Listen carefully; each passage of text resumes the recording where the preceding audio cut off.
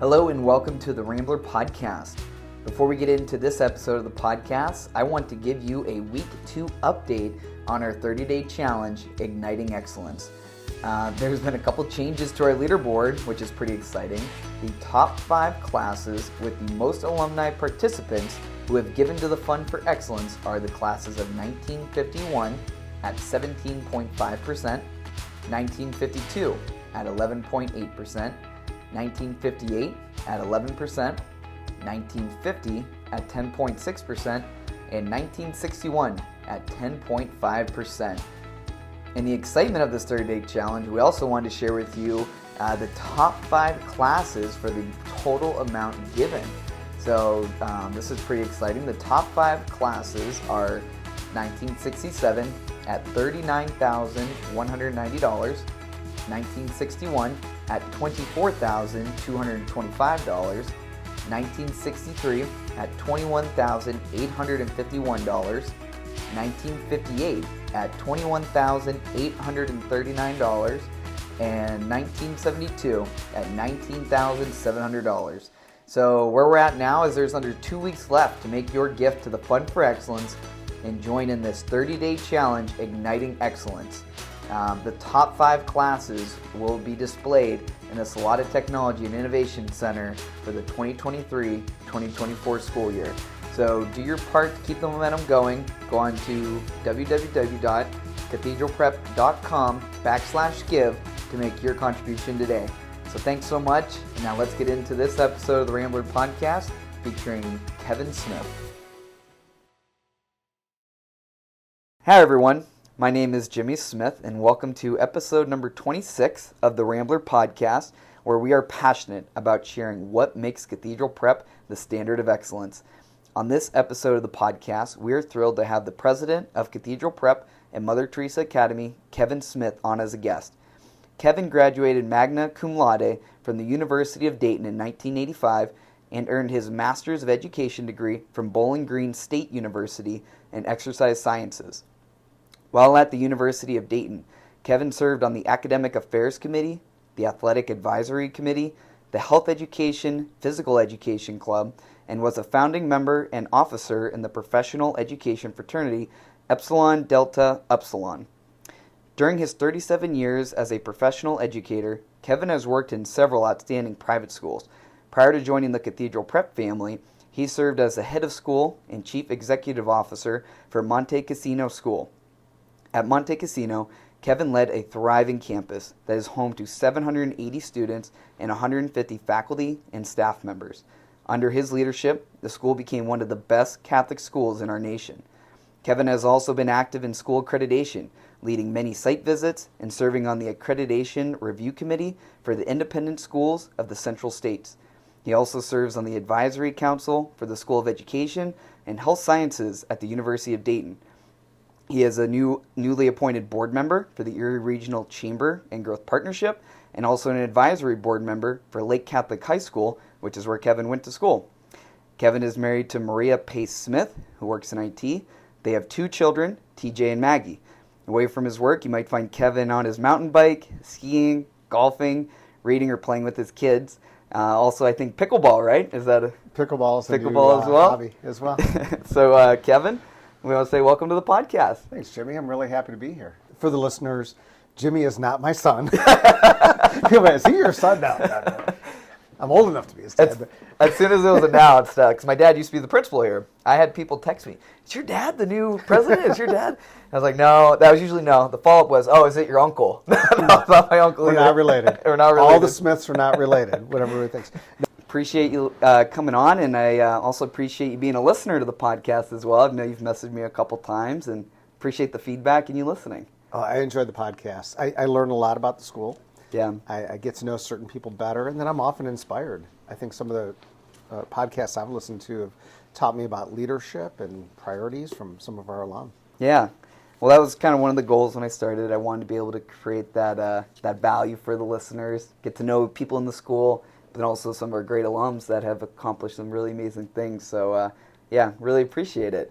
But wow, I was just, as I walked into your office, year 1, coming to a close here for you. I know from my side of things, I've been able to see it, day in, day out through the grind of it. And just want to say again, thank you for coming to prep and you leading the schools in the way you are. And it's hard to believe your first year is already coming to an end here. When you think back through the moments, it's been a full year, but it seems to have gone by quickly. And I tell people all the time, I'm really loving it here. I'm having so much fun. Yeah, that's great. And it's been a lot of fun. Like you said, a lot of big moments, everything from the dedication of the center with John Salata here, and so many things. And we just recently had graduation. A lot of exciting stuff happening for the school. But so I guess, kind of talking a little about yourself, your background, whatnot. I read your bio, but what led you even wanting to start pursuing the education field? If you had talked to my high school teachers or talked to me, frankly, when I was finishing at Lake Catholic, the last thing I thought I would do is go into education. From an early age, I knew that I was motivated to help people, and I wanted my career to be focused on that. Yeah. So my target when I was leaving school was to go to med school, frankly. Now, selfishly, my dream job would have been to be the team doctor for the U.S. ski team. There you that would go. have been awesome. But I was thinking orthopedics, probably orthopedic surgery, and with my love of sports and athletics and being a lifelong participant, I thought that's where I would end up. I did start working with children at a much younger age. At 16, I was teaching skiing. I was a nationally certified professional ski instructor, which was fun, doing that on the side. Yeah. And then I was also in the summers in college working in the recreation department in Willowbrook, which is where I grew up. So we were running t-ball leagues and arts and crafts. And I always enjoyed working with kids, but I thought my career would go elsewhere. So I think we have those moments where if we're really attentive to the call that we're given, the person that we were formed to be, I think I had that at Dayton. And Dayton is maybe, hopefully everybody knows, is really a great Catholic university. And as I was at Dayton and really starting to listen to the call, I started to feel a pull toward education. I thought at the time it would be higher education. I loved the university environment.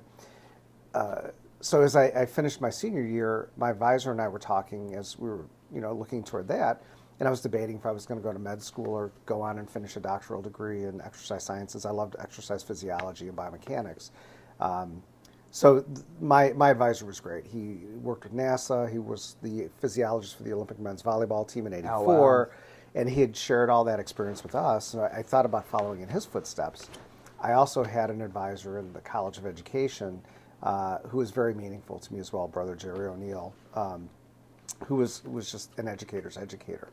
So I was feeling a little conflict at that point, and Dr. Laubach, my physiology advisor, just said, listen, if you're talking PhD or MD, divergent paths, some common pieces in sports medicine, but you better feel pretty good about it, love it, and because it's a big road either way.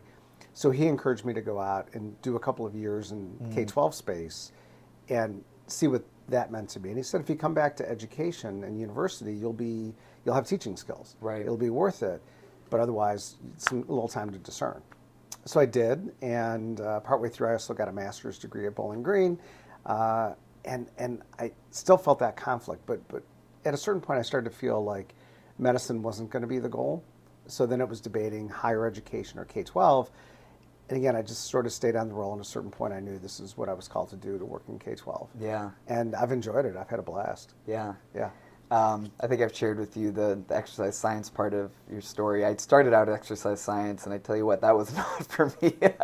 I did a couple years at Slippery Rock pursuing exercise science, and I remember one semester I had the anatomy, physiology, biomechanics, exercise physiology, and I was always decent at school, but I wasn't, the top of the class per se. Mm-hmm. And I ended up switching to business after that. So, to hear how diverse of a background you've had from studying the sciences to, pursuing the level of leadership you've had in schools now, and it's just really, really great to hear, your wide range of spectrum there. It's great. I think, for me, I loved the sciences. Yeah. I've really oriented toward math and science. My mom tells the story of when I was 5. We're on some merry-go-round carousel, and we're all having fun. And she said, you climbed off and looked underneath to figure out how it worked. Oh, wow. So I've always been motivated by that, which is, again, science is about inquiry. It's about trying to understand truth and going through a process to validate a phenomenon and stuff. So I've always enjoyed it. And the other piece that I liked about it was, as an educator, being at the University of Dayton, which I'll just put a plug in. It's a top-tier Catholic school, and a lot of people don't realize it's an amazing school. Engineering, aerospace, education, a lot of fields. Yeah. My wife is an alum from UD as well, so go Flyers. And being Shout out around TJ Richter. yeah, I know. Well, and they're in cahoots. We're starting a local alumni chapter. Oh, there you go. Nice. So we've got a lot of alum like Judge Brabender, Yes. who's also a Dayton alum, Yep. Judge Drusilla. A lot of us here in Erie, so we're starting an alumni chapter for UD, which is pretty exciting. That's cool. Yeah. So the educators at Dayton were certainly good at helping us learn stuff. Yeah. But they did two things especially well. The first is they made the learning very experiential. So the right balance. And this is, think about back in the early 80s when the primary form was lecture. So Dr. Laubach, my advisor, would fly out to work with the Olympic team. He would come back. He'd bring all the data, and then we would run the tests on ourselves that they did. Oh, wow. And I can only say that I'm a mere mortal compared to an Olympic athlete. But we would run the same tests, and so he had us work in a very authentic way so that we weren't just learning about something, we were learning to do it, so we could develop that disposition and the mindset of a scientist. And I was working with one of the best exercise physiologists in the country. So when I went out and taught, I did the same thing. So when hands-on was sort of the thing as I was starting, I went right past that to just really immersing my kids in scientific inquiry. So I taught middle and high school sciences. And when the kids are actually doing stuff, they learn more, they're more engaged, they'll retain more. And on the other side is the kids are so engaged that you don't have a lot of problems managing class because they're so into what they're doing. Right, yeah. Yeah, that's probably a lot of fun to be able to do that and explore with the kids and be able to do those testings and whatnot. Absolutely. So I guess looking at your, try to summarize this, but what are some of the most valuable lessons you've learned in your education career? Through the various schools, positions you shared, kind of in your bio, we mentioned at least Monte Cassino and some of the things you've done. But I guess what are some of those lessons you've learned through your career in education? A really important lesson, and this is a good lesson for life, one size doesn't fit all. And if you look at education as a whole, people continue to believe that there's a solution. So when I was in college, there was a book, it was called The Imperfect Panacea that we read. And education on the public scale often is trying to solve a social problem or a societal problem. So, Sputnik goes up and suddenly there's a big emphasis on math and science and we're behind. What you have to understand about education, it's a human endeavor. And you can't systematize it to the point that the individual doesn't matter. And I think that's the juxtaposition of what you do in a large system versus like a private school. Yeah. So there has to be enough opportunity for a great teacher to get in to really know those kids and give them what they need. And I understand in larger systems the accountability that you have to create around what happens. Sure. But the real magic of education happens between teachers and kids in the classroom. And for teachers, if they have really good rapport with their classes, right, they shouldn't be their friends, but they should get along. And we have to understand our position as educators is to stand with the kids and help them move forward. So think about, my description of Dr. Laubach, for example. I was not in the space he was. He's this world-class scientist. I'm just, an undergrad. Yeah. But he was very demanding. We worked really hard, and his expectations were super high. Dare you have a misspelling on something? Very exacting scientist. But we knew that he cared about us, he stood with us, and he challenged us, but he also knew kid by kid what we were capable of. Right. So I know that some of us he pushed a little harder than others. Yeah. I appreciated that. But, as an educator, you have to know that. The other thing that I think about a lot is early on in my career, I worked with students with learning differences. At the time, it was primarily dyslexia. We're just starting to understand ADHD. The reason for that goes back to Dayton. A good buddy of mine, his name's Brad Rogers. He's from Cleveland area too, but we didn't meet until Dayton. He and I were sort of the kids that were sort of leading we're leading a lot of the clubs and activities in education. We became great friends. He's retiring now. He was the headmaster at the Gow School, which is outside of Buffalo. So he stayed in the learning differences space. But his mom was the lunch lady at a school that's now called the Lawrence School in Cleveland. They needed a history teacher. They needed a science and phys ed teacher. They hurt us. Yeah. And we both have gone on, I think, to do some good things. But working in that space, when you understand and work with students that have higher needs, when you find ways that work for them, if you translate them. So from there, I went to Lake Ridge Academy, which is a prep school, and a really high-achieving college prep school. The same techniques work, which is really about engaging the kids in the learning, getting them hands-on, get your senses involved, make the learning authentic. Yeah. Right? There's a lot of stuff we just have to learn, but if you can find those connections to what kids care about. So I was teaching 8th grade physical science some years ago, and I noticed that most of my kids had an activity or a sport. Yeah. So we did a biomechanics unit, teaching all the mechanics we would have taught otherwise, but doing it in a way that we engaged and created studies, much like what I had. So the kids that were golfers were doing these analyses. We were able to take footage, and they were comparing themselves to a world-class golfer or something. They were comparing like angles, velocities of their swings, et cetera, et cetera. Yeah.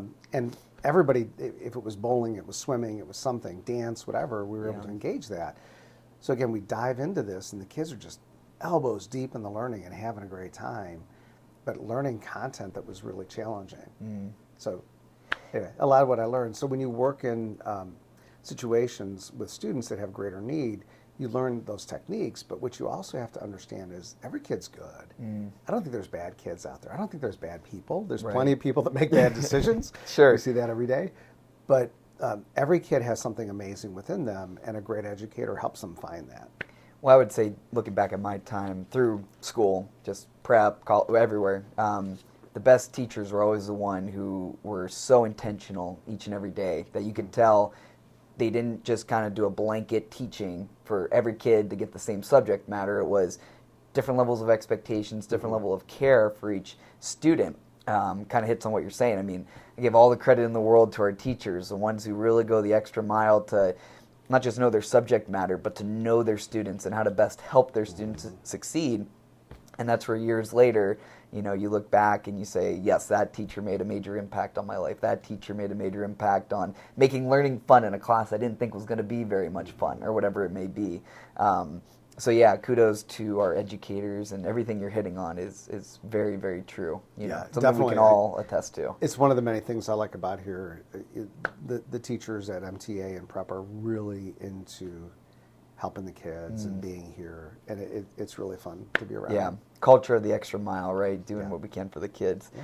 So, speaking of, coming here, so when did the process start for you that you wanted to, leave your previous school and begin the search? How did that all happen?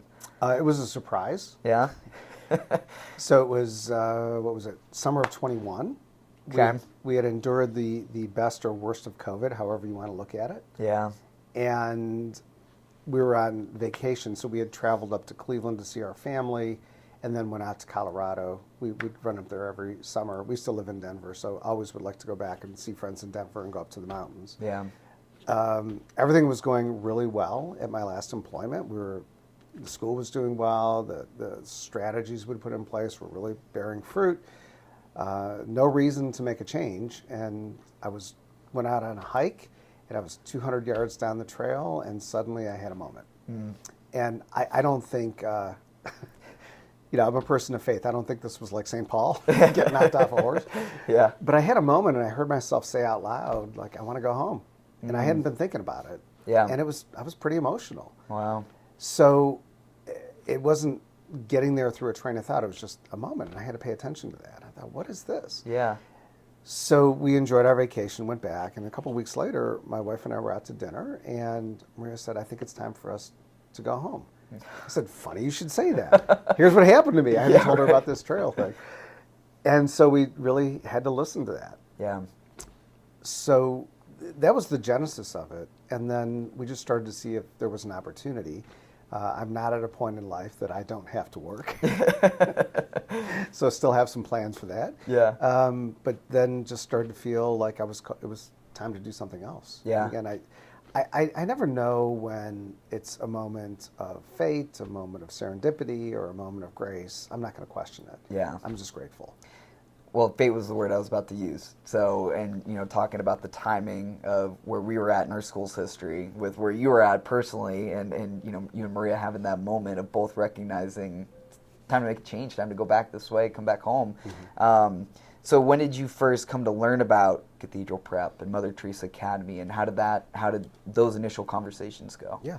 So in the private school space, there were a few places you can go to and find positions that are posted. Okay.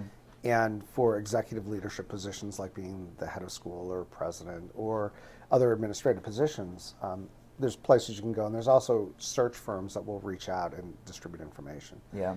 So I first heard about prep from a group called Carney Sando, which is a search firm, and they do consulting for private schools.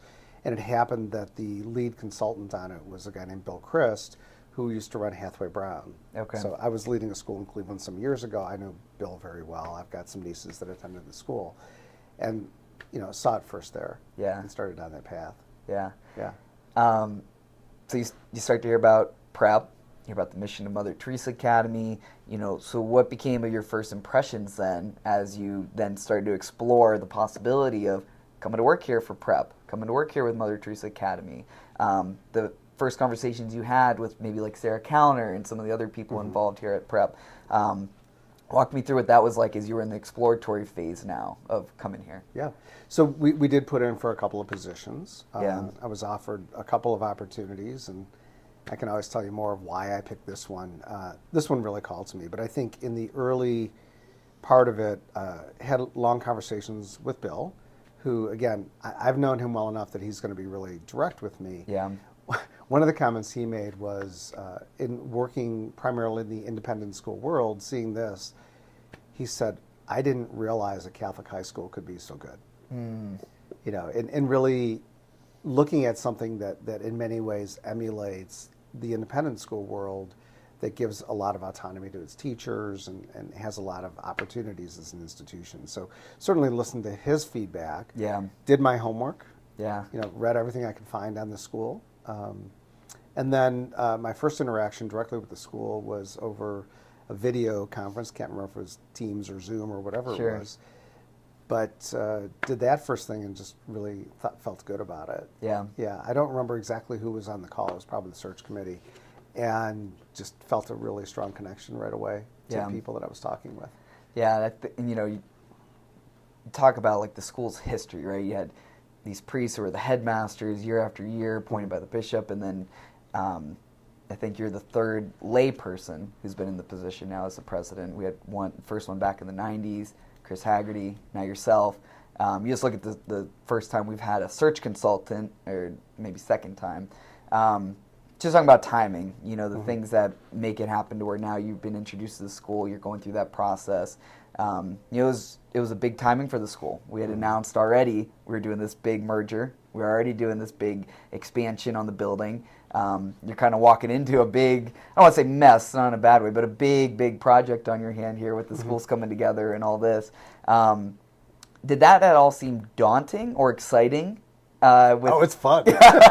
Are you kidding? So many moving parts and pieces. Oh, I'm just wondering how this there's for you. another position I was finalist, a little west of here, all boys school, like great, all that. Oh no, I mean, this isn't maintain it, this is building. And for me, if you look at sort of my resume, in the education space, I don't look like most educators. Yeah. I've done all kinds of different stuff. Yeah. And it just, the renewal, the interest, trying new things. I've worked in two schools that did mergers. One, I was a dean of students. The other actually was part of the team that led the merger and put Andrews Osborne Academy together. I love complicated. I think it's fun. It gives you a chance to do good work. That's right. And it's interesting that, with it, what I don't bring, I bring a lot of experience. I don't bring a blueprint. You get into a place, you really get to know it and understand what it needs. Yeah.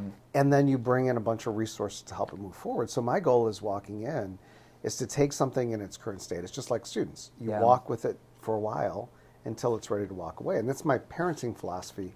My goal isn't to make my kids happy.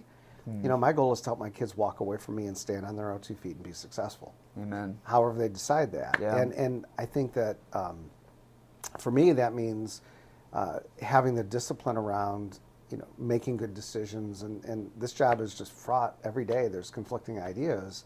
It's taking enough time to listen, discern, and understand and help the organization move forward. Yeah. So yeah, the complexity of it was a huge attractor to me. So I don't know if there's something wrong with me or what, but I love complicated situations and working through them. Yeah. That's good to hear. Ultimately you decided to be here, right? So I couldn't imagine it was daunting to you to take the role and know what you're getting into. But so I guess what were ultimately the factors that led you, you said you were looking at a couple other schools as well. What ultimately led you deciding, this is where, between Prep and Mother Teresa Academy, this is where I want to be? It was a few things. First, the work was interesting. Yeah. Obviously, we're in close proximity to our family, so we're able to jump in the car and see them easily. We're not 14 hours away. Yeah. So we only did look regionally. I think specifically, though, I felt as though I brought skills to the table that the school really needed. Mm. And again, I've felt that call since I was young that I wanted to be helpful. Yeah. So I felt that on one hand, that my experience could really benefit the school. On the other hand, as I visited and got to know people, I just love the culture and climate. Mm. And I think getting to know alumni from Villa and Prep, getting to know our faculty and staff, getting to know the board and others, I just wanted to be here. Yeah. Yeah, I wanted to be a part of it. That's really exciting. And, we're kind of, as I started the podcast, I said, this end of year one, take us back even a year ago, Kevin. As you're sitting here, it's July. I think your first office was the temporary one at the Villa campus. Yeah, it was. Nice little welcome sign, welcome Kevin. That's right, Patty did that for me, our assistant. And so you're kind of walking into not even a final state yet. You're just kind of temporary office, but you're getting situated, getting to meet the people. Yeah. You had your retreat with your senior leadership team. July, August, school hasn't started yet. What were those initial months for you like then? It was crazy. It's always fun to try something new. On the other hand, there's practical things that happen, like you've got to pack up and sell a house and move, and we've gone through all that. And whereas when when our kids were younger, it wasn't so hard. This time, it had an impact on the kids. Right. Yes. Because how old are? They're now 11 and 10. Yeah. So a big change for them. So we're managing all that and et cetera. So I walk in the temporary office, and then I remember walking through the prep building thinking, oh my gosh, how in the world is this going to be ready? I might have had some other words that I shouldn't say on a podcast. But it was, it was in a state. And the office we're sitting in my office right now. Yeah. It was just, the desk was upside down and everything torn apart. It was a mess. We'll get it done. So the joke of the temporary office here for the listeners, while prep was under construction, all the full-time staff that were here during the summer were relocated to the Villa campus to just let the contractors go to work, go whatever they need to do here at the prep campus. Yeah. So saying that to Kevin, he had a little spot over there that was designated, here's the new president of prep, welcome. You walk in, you don't know anybody. Don't even know my way around. There's the water fountain. Yeah, right, exactly. And, oh man, yeah, so it's just funny, and again, hey, you're the new leader. I'm sure everyone was looking to you. All right, Kevin, what do we do? You're here. What do we do? And just trying to get through the months right now to get ready for school. Yeah.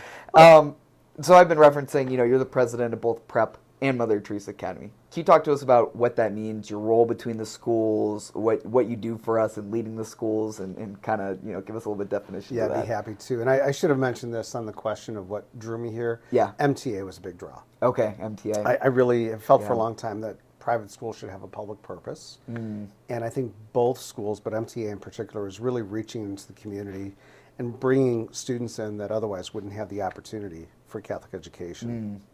Mm. And as you know, Jimmy, Catholic education has so many lifelong benefits. Yeah. And really, when you look at the research on Catholic schools, rates of college attendance and resiliency and personal character formation really sets kids up for a lifetime of success. So MTA was a big pull-in. So my job every day is to be a coach. Mm. I taught, I coached football, I coached track. My job is, again, to listen to the needs of the organization and help direct it. In practical terms, we've got a great leadership team here. We work together to set the agenda for the school. We work with the board to set strategic priorities. We'll be starting a strategic planning process soon. Mm. which really helps us, again, listen to the community and set what we need to be doing. And it's just being out, helping everybody walk together. I say my job's like being a sheepdog. So you look at the mission of the school, the values, the directions and priorities, it's helping everybody walk together toward those. Yeah. And as you know, when you're working with large and diverse constituencies, that's not an easy job, but that's the job. Right. It really is at heart. Away from that, I oversee all business operations, advancement operations, academics, etc. So my job is president and CEO. We don't use the CEO part in the title, but I'm the chief executive officer for the corporation. Yeah. Yeah.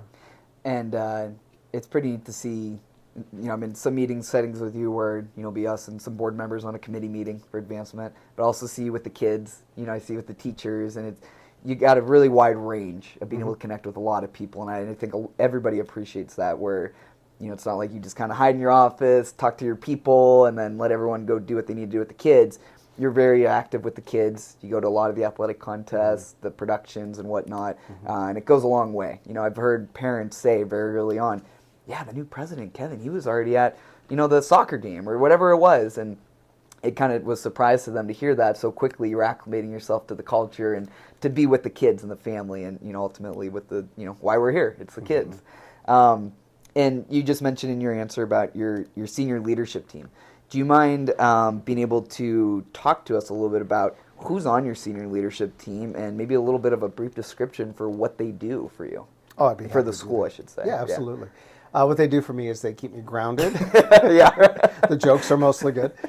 It's a great team, and I was really pleased to inherit the opportunity to work with people of the caliber of the people that we're working with. I think from a professional competence standpoint, as well as from just a good esprit de corps, it's a great group. So we spent some time, you had mentioned the retreat. I'm a big fan of Patrick Lencioni and the table group work, which really talks a lot about culture. And organizations that have good cultures tend to be very successful. And kind of marry that with Jim Collins and his work. If you have culture, a disciplined culture that knows how to use data well, et cetera, but also has a high-touch culture, as we have in schools, it can be really successful. So it's a great group. You've sat in some of our meetings, and there's plenty of fun and jokes, et cetera, but we work really hard. And I'd say to a person, everybody's really committed to the success of our schools.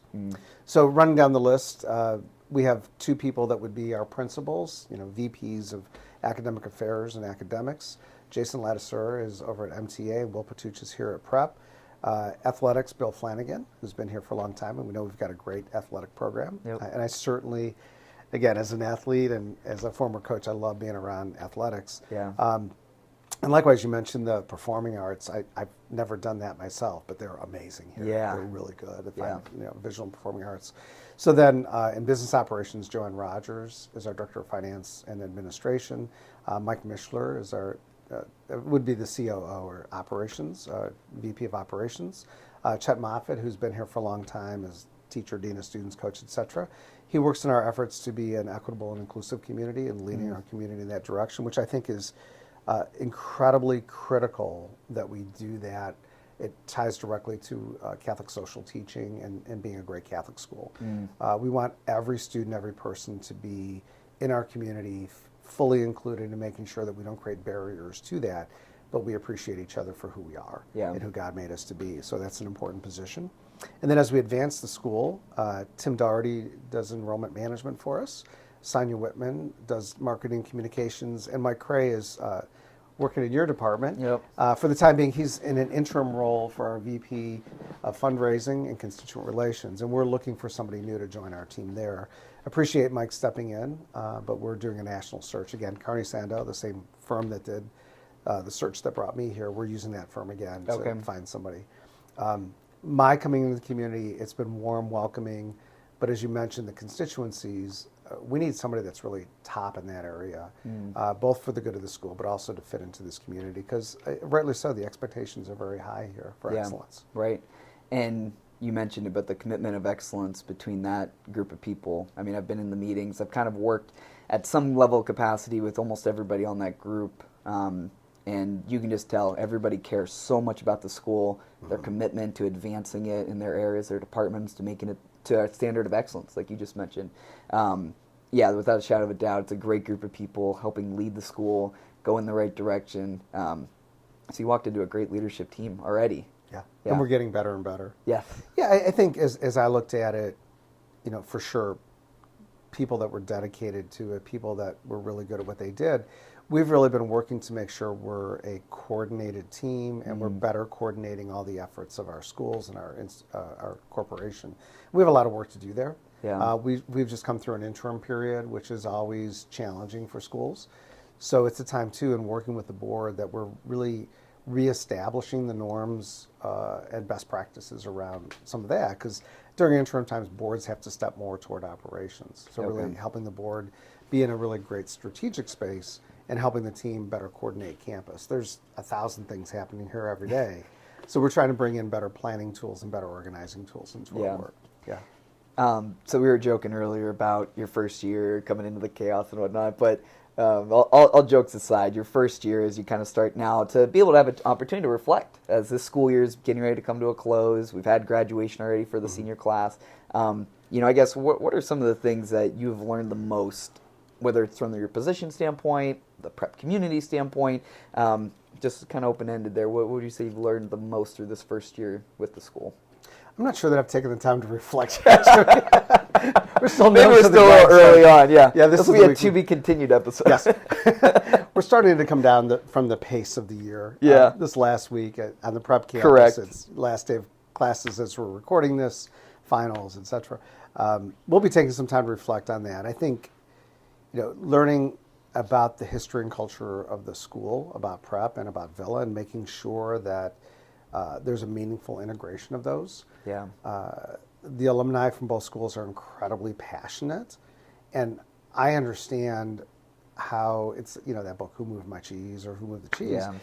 Change is hard, but what we have to understand always is that we have to keep moving forward. And again, I think that's what we're called to do as Catholics, as Christians, is to continue to try to improve, but we also have to listen to the call that we have to serve, which I think is about creating the best opportunities for today's students. And understanding that as much as we love and want to honor the history and legacy of the schools, we have to move forward. Yeah. Right? It's better for everybody. I think the things I've learned too is just the spirit around the school is incredible. Yeah. I think the spirit around both schools, when I go over to MTA and see what those teachers and kids are doing together, I want all of Erie to know what's happening there, because it's really going to change fundamentally the city, I think, as those kids come up and grow. Yeah. And I think away from that, as we're looking to the future, my job is to make sure when I'm finished here that the school is in a stronger position with a longer runway, more resources. I'm the CEO. I've got to make sure the balance sheet is stronger. Yeah. So I'm hopeful that over the next years we'll engage our alumni more and we'll build up, a larger endowment and more resources to support our teachers and our students. Yeah. Yeah. So you must be reading my mind, because I was just start to transition then to get off the subject of looking back to the first year, but kind of looking more ahead to the future of the schools between prep and MTA. Where do you see ultimately the future of the schools? 5-10 years, what have you? But yeah, it's a great question. We're on a great path. Yeah. So what we have to decide is, as we're going down this path, what sort of an inclination we want to put into it. So we have tremendous potential for growth. Yeah. We're already excellent, but those next levels, you get into a situation, if we were in bad shape, you could take those first steps pretty largely. So a lot of sustaining culture. I think for the new construction we have is really learning to optimize the spaces, the tools, and to understand that if we only go in there to do tech classes or something, we've missed the opportunity. So with the Hilbert Family Commons being an open space for collaboration, likewise up in all the STEAM areas in our Salata Center, we have to really rethink how we educate. And I think it's not dramatically different. Yeah. However, kind of going back to the experience I had at Dayton and what I think about education it needs to be more engaged. It needs to be a little more open-ended and collaborative. Because, the students coming out of here, they're not going to make their living taking tests and following scripts. Right. They're going to go out into the world and create a path for themselves. I'm always fascinated with the idea that for kids coming out of college now, they'll have like 9 careers and doing things that haven't been invented yet. Yeah. I guess that's true because, you could make YouTube videos and make money and just be obnoxious on YouTube and make a lot of money, apparently. Some of the videos my son likes to watch. So I think it's going to take us being humble enough to understand that we have to learn and get better, which is always, I think, a disposition all of us need to have. We need to be grateful for life, grateful for each other, be thankful to God for this life, but also be humble enough to say that we can grow, and we should. We should constantly grow. So I think that's ahead of us. And then just in practical terms, we'll set a group of priorities in a strategic plan. But again, for entities, private entities, educational institutions, to sustain over generations, we need our whole community supporting the school. Yeah. And I think we have a ways to go, and you see this firsthand in your work. I really want alumni to feel good about their school, and I really want them to be involved with us and supporting us. Yeah. And I know for some of our alumni that's harder because the school they went to, that name isn't on the building yet. We're finding more and more meaningful ways to make sure we're incorporating Villa's legacy. And I think if you sat through all of our ceremonies and activities, any Villa alum, I think, would have sat there and seen their experience reflected. I mean, Mary's Day was amazing. Yeah, and I'll say that is the first Mary's Day I'd ever been to. I obviously didn't go to Villa, I went to prep. I always heard about it since working at the school, about how special it was, but never partaked in being able to go. Went to this one, and wow, I was blown away. And now I understand why the Villa alum, if you ask somebody their cherished memories from their school, they always say Mary's Day and Sports Day. I understand now why Mary's Day is one of the top. Yeah, it's really meaningful. And it again goes to who we are as a school. And I guess it's like any marriage. I mean, you're married, you would know this, I would know this. You use the joke of better half, but it's really better together. Yeah. So it's funny, when my wife and I got married, we didn't use traditional music. When she walked in, Jack Johnson's Better Together was the song. Oh, there you go. So I just think, the synergy of the schools, the cultures, the legacies, the alumni, 1 + 1 doesn't equal 2. Yeah. It becomes some multiple of that. Yeah. So having said that, with, noting that, we need the alumni and the community to come together in support of this new school now, I guess what message do you have then for our listeners here today that are alums of the school? Maybe some are very excited about where the school's going. Maybe some still have those challenges that they just can't get over yet. What message do you have as a whole for those alums listening with us today? Yeah, I understand people's frustrations that are frustrated and people's excitement that are. I mean, as I said to you, we did a school merger not far from here, and those schools as they were didn't exist anymore after. And that was hard for those communities. First, going forward, we're trying to do something better and better all the time. We will do that work much better if everybody's involved. Yeah. So I've had the chance to get to know individuals as alum at events and other things. I've gotten to know some groups. I'm always happy to show up. Alumni have asked me to come. Group are having lunch or getting together. I'm always happy to come. Yeah. The thing I would want them to know most is we're listening. And I know I've used that word again and again, but we don't understand how we can do better if we don't take the time to understand how people are thinking and feeling. Yeah. So if you're an alum from one of the schools and you're excited or you're frustrated or you're concerned or you're angry, I'd love to spend time with you and hear what the concerns are. Yeah. I'd love to invite you to come into the building and see what the kids' experiences are, because the culture in the building's amazing. The kids, they didn't miss a beat. Yeah. We all thought they might struggle. They didn't miss a beat. Yeah. And coming in the building, it's calm, it's purposeful, it's upbeat, it's friendly. The kids are working hard. Everybody's getting along. Yeah. And I would want our alumni to know that. So I think, we'll be doing. We've got a reunion weekend, but we're going to get out into regional areas and around the nation, meeting alumni.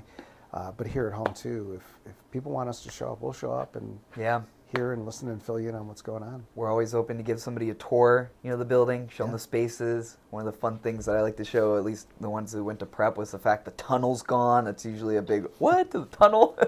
Due to some of the renovations that were done. The pool's filled in. There's a fitness center over there now. So it's really cool to see where you remember running down to the old cafeteria through that tunnel. It's no longer there, unfortunately, which is probably good for everybody. I can only imagine. Yeah, I was just at Lake Catholic for a board meeting recently, and the building has changed quite a bit since I was there. Yeah. We had these skinny, weird lockers that you had a skinny up and down one, and up top this little rectangle. It never worked. Now they've got big green lockers. Yeah. And the branding looks different. And parts of that building are so substantially different than I was there. And a lot's changed. It was kind of cool. One of my football coaches was there. Oh, neat. He's retired now. He does a little bit of I think it's his son or grandson is now the head coach at Lake. We've been goading them to try to get a game. Yeah. But Coach Gibbons went on from Lake. He was the head coach at St. Ed's for a while. Ran into him, and a lot's changed. But now I go back and serve the school because I know what the school did for me. Yeah. And I think any of our alums hopefully are feeling that same thing. The school set them up, whether it was Villa or Prep. Yeah. So start with gratitude is something I tell my kids all the time for the experience you had, and help us bring that forward into the new school, because we don't want it to be one-sided. We want it to be very inclusive, and we want everybody to feel like they have a place here. Yeah. And I'll say walking the halls of Prep, nowadays, building might be a little bit different, new features, functions, all the exciting stuff, but that same Prep spirit, that same Villa spirit still resonates in the building today, and you can feel it. Definitely that part of it did not change for me. Walking in the new building or when it was in construction, you could still, it was still home for me. It was still home, and I've heard that from Villa alum as well, as who I've taken through. They can feel that spirit of Villa that was included, that we did very intentionally to put certain, monuments or certain things in spots. They're very wowed and excited about it too. So yeah, I mean, maybe too early to have a podcast episode or to reflect just yet, but I appreciate you coming on as your first year winds down. Maybe we'll catch you again in a few months and have a chance to really reflect. But no, thank you for joining me on the podcast, Kevin. I really appreciate you coming here, serving the school in the way that you are. I've learned a lot from you personally, myself, even just being able to sit on some meetings with you, have some questions and whatnot. So I appreciate you being here and all you're doing for our school and the community. No, I'm grateful to be here. I feel incredibly fortunate that the school chose me for the opportunity to serve in this capacity. It's just very humbling and appreciative that I get to do this work. And again, I think it's going great, and I'm looking forward to where we're heading. Yeah, absolutely. Well, thank you everybody for listening to the podcast. And again, if you do want to meet Kevin, invite him to an event that you're doing with some classmates or get a tour of the school, feel free to reach out to him or I, and we'll get that coordinating set up right away. So thanks everybody for listening today. God bless.